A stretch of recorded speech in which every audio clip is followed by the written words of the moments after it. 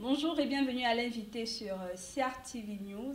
Depuis le 17 mars 2020, le gouvernement camerounais a édicté des mesures de restriction, des mesures de prévention contre le coronavirus, des mesures qui doivent être respectées par toutes les institutions camerounaises, à l'instar du programme de promotion de l'entrepreneuriat agropastoral, dont le coordonnateur national Alfred Belatoumou est présent ici et que nous recevons ce jour. Bonjour, coordonnateur national.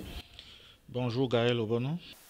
Alors, coordonnateur national, comment est-ce que le PA Jeune s'adapte aux mesures de prévention contre le coronavirus?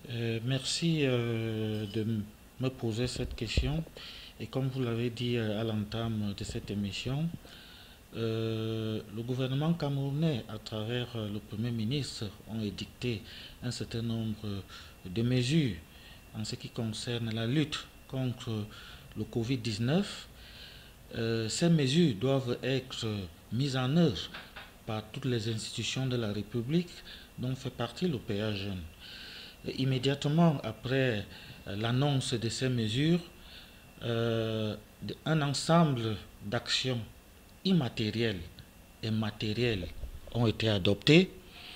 Et parmi les actions immatérielles, il y a également l'adaptation au contexte, c'est-à-dire l'une des mesures, c'était de privilégier le travail à distance. Le Covid-19, un plan de riposte, un plan de lutte est dicté, n'est-ce pas, pour continuer à mener les activités, pour permettre à la structure de s'adapter à la situation. Et c'est ce que l'OPA Jeune a fait. La situation était suffisamment grave, comme on le sait, à travers le monde entier. Le Cameroun n'est pas épargné. Mais seulement, il appartenait à chaque institution de la République de trouver des solutions endogènes pour continuer à mener les activités et garantir les résultats escomptés. Quel est l'impact de cette maladie au sein du secteur dont vous avez la charge, qui est le secteur de l'entrepreneuriat agropastoral jeune? Répondre à cette question sans passer par une démarche logique et classique, ce serait faire un peu du ponce-pilatisme. Pour répondre à cette question, il est nécessaire de réaliser une étude d'impact socio-économique, des retombées négatives, mais on sait d'emblée déjà que cet impact est bien existant.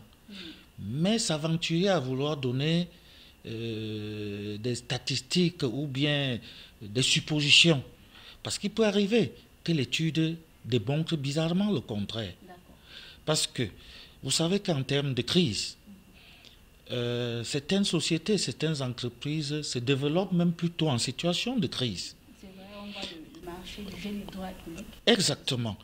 Certains marchés se développent alors que si on regarde dans les détails, on croit que c'est toutes les entreprises qui sont plombées par rapport à une crise, mais certaines entreprises se développent plutôt par rapport à la crise. Donc il est question de réaliser cette étude-là.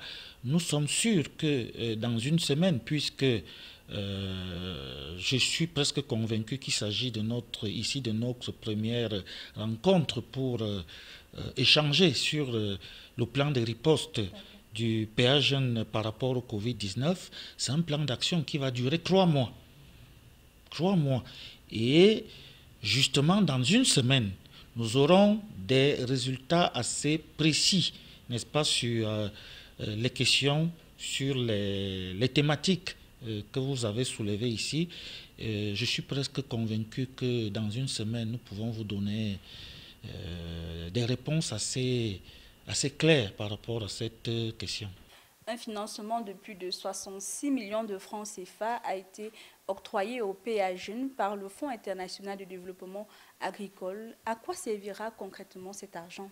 Les 66 millions concernent essentiellement la première phase du plan de riposte du PA Jeune contre le Covid-19, à savoir l'acquisition des kits, équipements et matériels sanitaires indispensables pour maîtriser la propagation du virus et protéger l'ensemble des parties prenantes de mise en œuvre du PA Jeunes. Parce qu'il faut souligner ici que l'appui n'est pas seulement pour des jeunes entrepreneurs, c'est toutes les parties prenantes qui interviennent dans le processus de mise en œuvre du PA Jeunes.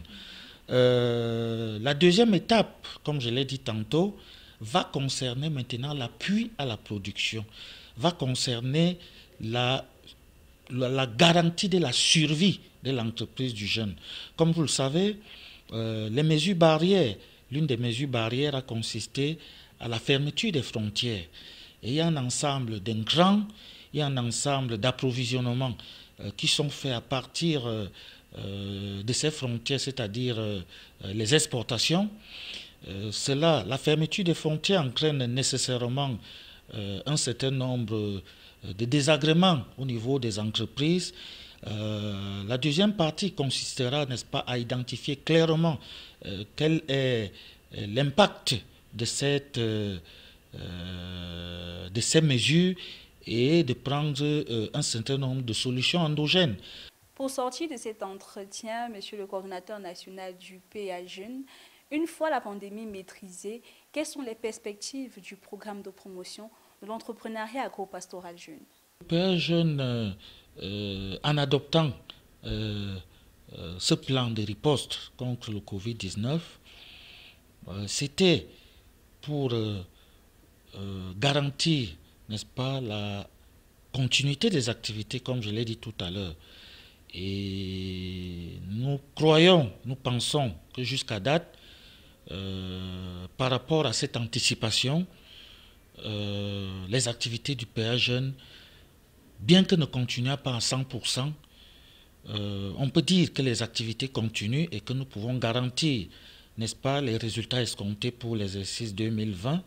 En guise de perspective, il est question, n'est-ce pas, de consolider, de poursuivre dans la logique dans laquelle nous nous sommes inscrits, mais également et surtout à court terme, n'est-ce pas, de réaliser cette étude d'impact dont nous avons parlé un peu plus haut, cette étude d'impact qui nous permettra, n'est-ce pas, de poursuivre avec sérénité, n'est-ce pas, la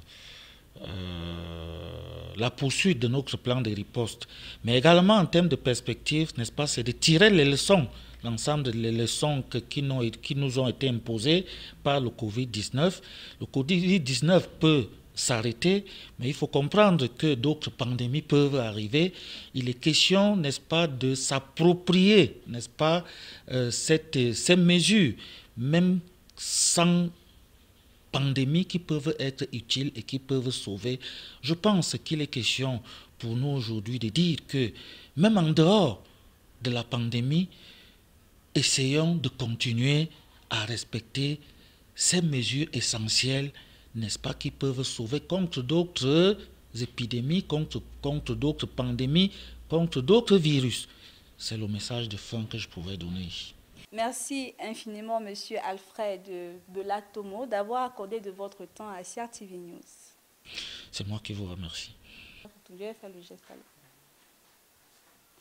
Voilà, c'est la fin de l'invité sur CRTV News. Nous avons reçu Monsieur Alfred Bella-Tomo, qui est le coordonnateur du programme de promotion de l'entrepreneuriat agro-pastoral jeune au sujet de la riposte contre le coronavirus au sein de leur institution. Merci de rester fidèle à CRTV News.